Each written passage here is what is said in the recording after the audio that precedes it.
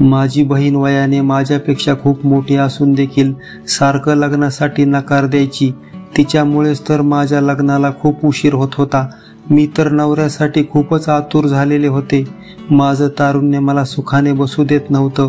माझी बहीण लग्नासाठी नकार का देत आहे हे बघण्यासाठी मी तिच्यावर नजर ठेवूनच होते. कोणाचा तरी हळूच किंचाळण्याचा आवाज आला म्हणून मी लपून खिडकीतून असं काही पाहिलं की माझ्या तर पायाखालची जमीनच सरकली. ते दृश्य खूपच विचित्र होते.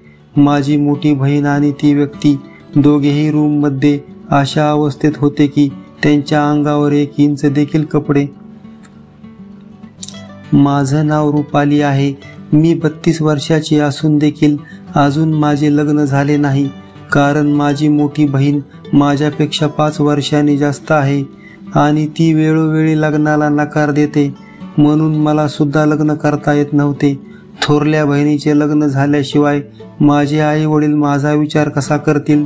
माझी बहीण दिसायला खूपच सुंदर आहे.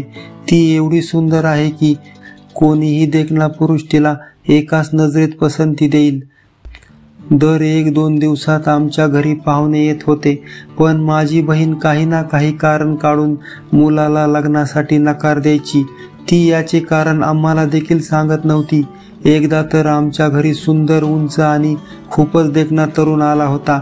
मला तर तो पहिल्याच नजरेत आवडला. मला तर वाटत होतं की माझ्या बहिणीच्या अगोदर मीच त्याला पसंत करावं आणि कसलाच लग्नाचा तमाशा न करता त्याच्याबरोबर त्याच्या घरी कायमचे निघून जावं.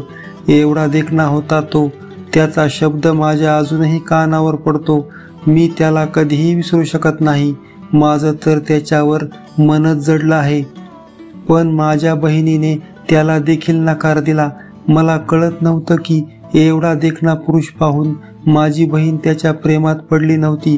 ती असं का करत होती ते कोणालाच काही समजत नव्हतं. आम्ही तर सर्वजण खूप परेशान झालो होतो. माझी तर एक रात्र अशीच जात होती. माझं भरलेलं तारुण्य मला रात्री झोपू देखील देत नव्हतं. प्रत्येक रात्री मला माझं लग्न झालंय असं वाटायचं आणि त्याचं नुसतं विचार करूनच मी जळत होते. प्रत्येक रात्र माझ्यासाठी 1 वर्ष असावा अशी जात होती. मी कितीही आवरून धरलं तरी माझं तारुण्य माझं ऐकतच नव्हतं. ते उसळ्या मारायचं. माझी भरगच्च फुगलेली छाती कोणाची तरी वाट पाहत होती. मी माझं तारुण्य माझ्या होणाऱ्या नवऱ्यासाठी काटेकोरपणे राखून ठेवलेलं होतं आणि मी ते माझ्या नवऱ्यालाच देणार होते. वयाच्या 16व्या वर्षापासून मी माझ्या होणाऱ्या नवऱ्याचं स्वप्न पाहत होते. जवळजवळ 10-11 वर्ष मी तर दररोज रात्री खूप जळत आहे. कधी कधी तर मला वाटायचं की एखादा देखणा पुरुष पाहून त्याच्या पाठोपाठ निघून जावं, पण मी अशी नव्हते. मी माझ्या आई वडिलांसाठी आणि समाजासाठी खूप मर्यादा पाळणारी मुलगी होते. माझ्या आई वडिलांनी आमच्या दोघी बहिणींसाठी खूप कष्ट सहन केले होते, म्हणून मी चांगलं वागण्याचा पक्का निर्णय घेतला आहे. दिवाळीच्या सणानिमित्त माझ्या आईने मला बळजबरीने साडी घालायची सांगितली. मला साडी परिधान करणे आवडत नव्हते, पण तरी देखील मी आईच्या आग्रहास्तव साडी अंगावर घातली. त्यामुळे तर माझी छाती अजूनच भरगच्च दिसत होती. मी दुपारी ब्लाऊज घातला, पण तो संध्याकाळपर्यंत टिकला नाही. तो एका बाजूला कोपऱ्यावर उसवला. पण हे सर्व मी माझ्या आईला सांगू शकत नव्हते. मला खूप लाज वाटायची. मी तसाच पदर घेऊन इकडे तिकडे मिरवत होते. दिवाळीच्या सणामुळे आमच्या दारात रांगोळी काढण्यासाठी मी आले. मी रांगोळी काढत होते तेव्हा एक देखणा मुलगा माझ्याकडे एकटक पाहत होता. मलाही त्याचे पाहणे आवडू लागले, पण मला लगेच समजले की माझा ब्लाऊज फाटलेला आहे, त्यामुळे तर तो माझ्याकडे पाहत नसेल ना. म्हणून मी माझा पदर आवरला आणि तशीच घरात निघून आले. माझ्या मनात त्या मुलाचा चेहरा तसाच रात्रभर दरवळत होता. पण काय करू, मी तर विधिवत लग्न केल्याशिवाय कोणाचा देखील विचार करू शकत नव्हते. मी माझं मन तसंच रात्रभर मारत बसायचे.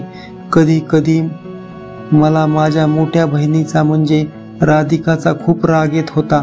किती मुलं पाहिली तरी देखील ती त्यातला एखादा पसंत का करत नव्हती. राधिकाने माझ्या मामाच्या मुलाला नकार दिल्यामुळे त्याचे लग्न एका दुसऱ्या मुलीशी जमले होते. त्या लग्नासाठी आम्ही सर्वजण गेलो. माझ्या मामाच्या मुलाची बायको खूपच जाड होती, पण स्वभावाने बिचारी खूप मायाळू वाटत होती. गोरीपान होती तशी. मला सारखं वाटायचं की आई माझं लग्न माझ्या मामाच्या मुलाबरोबरच करेल, पण आता तो सुद्धा माझ्या हातचा गेला.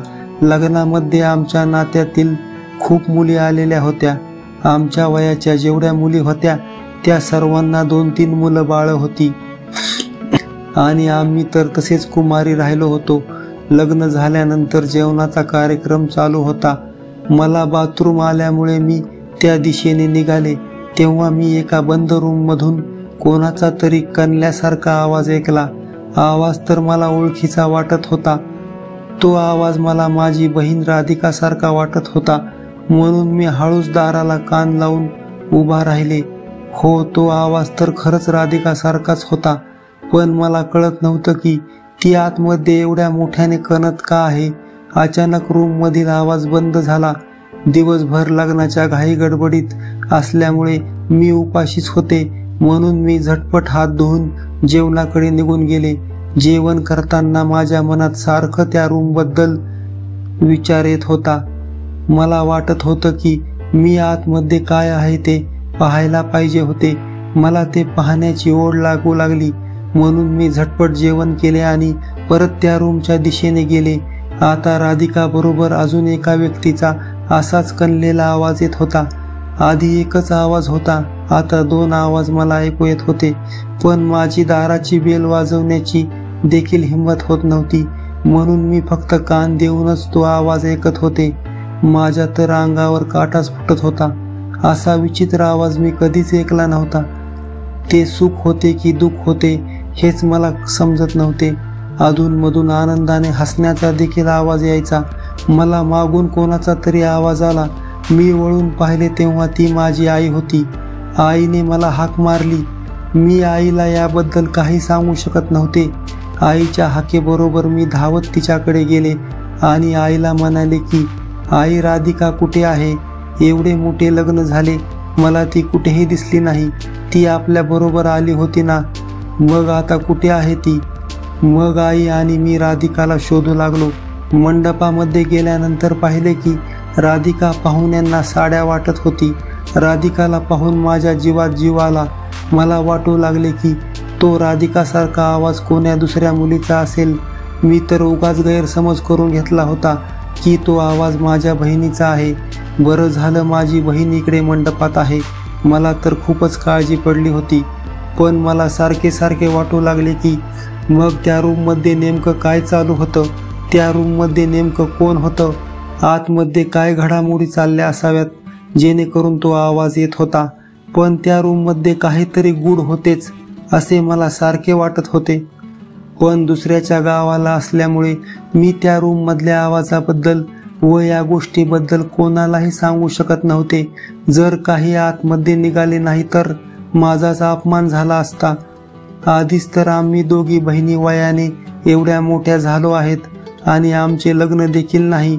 त्यात असं काही झालं तर लग्नाचा विचारच सोडून द्यावा लागेल, म्हणून मी तशीच गप्प बसले. लग्नाचा सर्व कार्यक्रम झाल्यानंतर मामाची परवानगी घेऊन मामाच्या मुलाकडे पाहत पाहत उदास वृत्तीने मी आमच्या घरी निघून आले. त्या लग्नामध्ये कित्येक तरुण मुलं माझ्याकडे पाहत होती, पण त्या रूमच्या आवाजामुळे माझे लक्ष कोणाकडे नव्हते. त्या लग्नातले सर्व सुख मी हरवून बसले होते. आता जवळच्या नातेवाईकाचे लग्न तर खूप दूरचं होतं. सहसा आई आम्हाला कोणाच्याही कार्यक्रमामध्ये घेऊन जात नव्हती, कारण तिला देखील लाज वाटत होती की मुली एवढ्या मोठ्या झाल्या आहेत आणि अजून त्यांचं लग्न देखील झालं नाही. ती तरी काय करेल बिचारी. माझ्या बहिणीमुळे आम्हाला नातेवाईकांमध्ये खाली मान घालायची वेळ आलेली होती. माझ्या बहिणीचा काय प्रॉब्लेम आहे ते देखील ती आम्हाला कधीच मोकळ्या मनाने सांगत नव्हती, म्हणून आम्ही सर्वजण खूपच परेशान झालो होतो. माझी बहीण राधिका दिवसभर तर खूप नट्टापट्टा करायची, त्यामुळे गावातील तरुण मुलं तिच्यावर खूपच मरायची, पण ती कोणालाही भाव देत नव्हती. एके दिवशी सकाळी 4 वाजता मला कोणीतरी दुसरेच आमच्या घरात आल्यासारखे वाटले. कोणाचा तरी पळण्याच्या पायांचा आवाज आला होता. म्हणून मी उठून पाहिले तर दारामधून चपलाचे निशाण पडलेले होते. स्पष्ट जाणवत होते की आमच्या घरात पहाटेच्या सुमारास कोणीतरी येऊन गेले आहे. मी हे सांगण्यासाठी राधिकाकडे गेले तेव्हा राधिका तर गाढ झोपलेली होती. मग मी कोणाला सांगावा का नाही याचा विचार करू लागले. नंतर दुसऱ्या दिवशी रात्री मी याच विचारामध्ये होते. अचानक रात्रीच्या 1 वाजता मला दरवाजाचा आवाज आला आणि कोणीतरी बोलण्याचा देखील आवाज येत होता. म्हणून मी माझ्या रूमच्या बाहेर पाहण्यासाठी आले, पण मला कोणी दिसले नाही. म्हणून मी माझ्या आई वडिलांच्या रूमकडे गेले. त्यांचा दरवाजा उघडाच होता. मी पाहिले तर माझे मम्मी पप्पा गाढ झोपलेले होते. मी राधिकाच्याही रूमकडे गेले. राधिकाच्या दरवाजाची बेल वाजवली तेव्हा राधिकाने दार उघडले आणि मला खूप बोलू लागली. ती म्हणत होती की रुपाली, तुला काही काम आहे का नाही? आम्हाला रात्रीचं झोपू देखील देत नाहीस. सर्व घर डोक्यावर घेतले आहेस. असं बोलून तिने जोराने दरवाजा लावून घेतला. नंतर मी माझ्या रूममध्ये जाऊन झोपी गेले. पण मला नक्की माहीत होतं की काहीतरी कुठेतरी खिचडी शिजत आहे. कोणीतरी आमच्या घरात येत आहे. मला तर खूपच भीती वाटू लागली होती. मला वाटत होते की आम्ही दोघी बहिणी एवढ्या मोठ्या तरुण आहोत. रात्री कोणी आमचा व्हिडिओ तर बनवत नाही ना? कोणी आमचा फोटो तर काढत नाही ना? किंवा कोणी मुलगा आम्हाला पाहण्यासाठी तर येत नाही ना? किंवा कोणी चोरी करण्यासाठी आले असावा का? असे कित्येक प्रश्न माझ्या मनात रात्रभर येत होते. माझ्या मनात येणारे सर्व वादळी सर्व विचार मी माझी मैत्रीण सुलभाला सांगायचे. सुलभा स्वभावाने खूपच चांगली होती. तिचे लग्न झालेले होते म्हणून मला जास्त वेळ तिच्या बरोबर थांबता येत नव्हते. पण दिवसातून 1-1.5 तास दुपारच्या वेळेस तिचा नवरा घरी नसताना आम्ही खूपच मजेशीर गप्पा मारायचो. तेवढाच विरंगुळा होत होता. सुलभाचा नवरा घर जावया असल्यामुळे सुलभा गावातच राहत होती. म्हणून माझी एक मैत्रीण माझ्याजवळ नेहमी असायची. यामुळे तरी जीवनात थोडा गारवा असल्यासारखं वाटायचं. रात्री घरात कोणतरी येत आहे याबद्दल मी सुलभाला सांगितले तेव्हा तिने मला एक युक्ती सांगितली. आता मी सुलभाने सांगितलेली युक्तीचा उपयोग करून घरात नेमकं कोण येत आहे हे पाहणार होते. घरात तर एका रूममध्ये माझे आई वडील असतात आणि माझ्या तर रूममध्ये कोणीच येत नाही. मग उरली तेवढी माझी बहीण राधिका. मला आता राधिकावर शंका येऊ लागली होती. म्हणून मी एका तज्ज्ञ माणसाकडून राधिकाच्या रूमच्या खिडकीची अशी व्यवस्था करून ठेवली की खिडकी मला बाहेरूनच उघडता आली पाहिजे. जरी राधिकाने खिडकी आतमधून बंद केली तरी बाहेर एक असा खिडकीमधून धागा काढून ठेवला की तो धागा मी ओढला की खिडकी उघडेल. काही दिवस मी माझी मैत्रीण सुलभाचा मोबाईल घेतला. मी दररोज सुलभाचा मोबाईल आमच्या मेन दरवाजासमोर व्हिडिओ कॉल करून लपवून ठेवायचे, जेणेकरून रात्री घरात येणारी व्यक्ती मला दिसेल. असेच 5-6 दिवस निघून गेले. रात्रभर मला नीट झोप देखील येत नव्हती, कारण माझे लक्ष माझ्या कामाकडेच असायचे. पण या गोष्टीचा पत्ता काढणे मला भागच होते, कारण आमच्या घराच्या इज्जतीचा प्रश्न होता. 7 दिवस उलटून गेले होते. माझी रात्री जागण्याची क्षमता संपून गेली होती. व्हिडिओ कॉलच्या मोबाईलच्या कॅमेऱ्यामध्ये अचानक मला घराचा मेन दरवाजा उघडताना राधिका दिसली. राधिकाने रात्रीच्या 2 वाजता हळूच दरवाजा उघडला. त्यावेळेस बाहेरून एक शाल पांघरलेली व्यक्ती हळूच घरात शिरली. राधिका आणि ती व्यक्ती हळूच कानात काहीतरी कुजबुजत होती.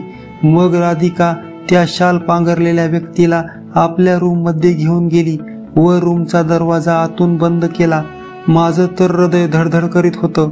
मग मी विचार करू लागले की राधिका जर कोणावर प्रेम करीत आहे तर मग तिने त्याच्याबरोबर लग्न का केले नाही? एवढ्या वर्षे झाले ती त्या व्यक्तीबरोबर भेटते, मग लग्न करण्यासाठी काय प्रॉब्लेम आहे?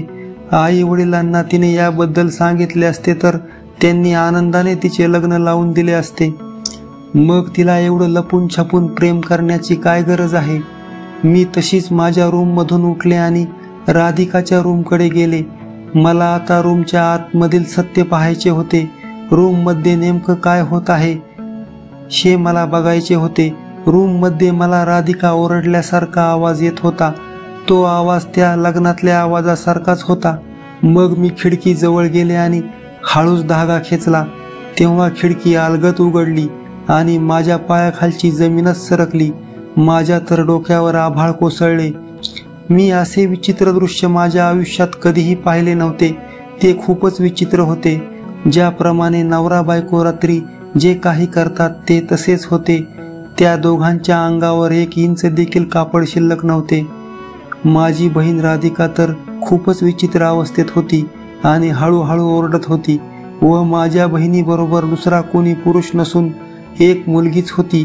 ती देखील खूप विचित्र अवस्थेत होती. माझं हृदय जोरजोराने धडधड करीत होतं. मी पाहत होते की माझी बहीण राधिका एका मुलीवर प्रेम करत होती. ज्याप्रमाणे नवरा बायको करतात तशीच. खरंच ते खूपच किळसवाणं होतं. नंतर ते असे काही करू लागले की मला देखवलं नाही. मी खूपच मोठ्याने खिडकीजवळ ओरडले. तेव्हा त्या दोघींनी माझ्याकडे पाहिले. ते पाहून तर मी खूपच दचकले आणि तिथून पळाले. मी थेट माझ्या आई वडिलांच्या रूमकडे गेले आणि त्यांना झोपेतून उठवले आणि सर्व काही घडलेला प्रकार त्यांना सांगितला. थोड्या वेळाने माझी बहीण आणि ती मुलगी व्यवस्थित होऊन रूमच्या बाहेर आले. आमच्या वडिलांनी तर राधिकाच्या 2-3 कानाखाली दिल्या. हे पाहून राधिका बरोबर असणारी मुलगी तत्काळ आमचे घर सोडून पळून गेली. माझे आई वडील राधिकाला खूपच बोलले. ते म्हणत होते की असले चाळे करण्यासाठी तू एवढ्या दिवस लग्न करीत नव्हतीस का? तुला लाज वाटली पाहिजे. तुझ्यामुळे तुझ्या लहान बहिणीचे लग्न देखील एवढे दिवस राहिले आहे. राधिका तुझ्यासाठी रुपालीने आपले आयुष्य पणाला लावले. केवळ तुझे लग्न होत नाही म्हणून तिने आजपर्यंत लग्न केले नव्हते. स्वतःच्या बहिणीचा त्यागाचा तरी काही मान राखायचा. मग माझी बहीण राधिका बोलू लागली. ती म्हणाली की मला कोणत्याही मुलाविषयी आकर्षण होत नाही. मला मुलीच आवडतात. राधिकाच्या चेहऱ्यावर कसलीच लाज शरम नव्हती. ती असे बोलल्यानंतर तर आमच्या सर्वांच्या अंगावर काटाच आला. काहीतरी निराळच ऐकायला भेटत होतं म्हणून आम्हा सर्वांना खूप वेगळं वाटायचं. मग माझ्या आई वडिलांनी राधिकासाठी पाहुणे बघायचं बंद केलं आणि ते माझ्या लग्नाचा विचार करू लागले. राधिकाने असं करायला नव्हतं पाहिजे. तिने जे काही खरं आहे ते आधीच सांगायला पाहिजे होतं. राधिकामुळे आमच्या सर्वांचे खूपच मानसिक हाल झाले होते. समाजातही आमची प्रतिष्ठा कमी झाली होती. माझे आई वडील खूप चांगले होते. त्यामुळे तर त्यांनी राधिकाच्या मनाचा विचार केला आणि तिला तिचं आयुष्य तिच्या मनाप्रमाणे जगू देण्याचा निर्णय घेतला होता. मग काही दिवसांनी माझे लग्न एका चांगल्या पुरुषाबरोबर झाले. मला खूपच चांगला नवरा भेटला. आजपर्यंत मी जेवढ्या काही रात्री स्वप्न पाहिले होते तेवढे माझ्या नवऱ्यापासून मी पूर्ण करून घेतले. मी आजपर्यंत संयम राखला. आई वडिलांशी इमानदारी राखली. चांगले राहिले. त्याचं फळ मला खूप चांगलं मिळालं. माझ्या सर्व इच्छा पूर्ण झाल्या म्हणून मी खूप आनंदात आहे. आणि यापुढेही मी फक्त एकाचीच राहील. पतिव्रता राहणे देखील खूप सुखाचे असते. हे सामान्य मुलींना कधीच कळणार नाही आणि तेच स्वर्गाचे सुख मी उपभोगीत आहे. मित्रांनो, ही कथा तुम्हाला आवडली तर आमच्या व्हिडिओला लाईक करा, शेअर करा आणि आमच्या मराठी स्टोरी चॅनलला सबस्क्राईब करा. धन्यवाद मित्रांनो.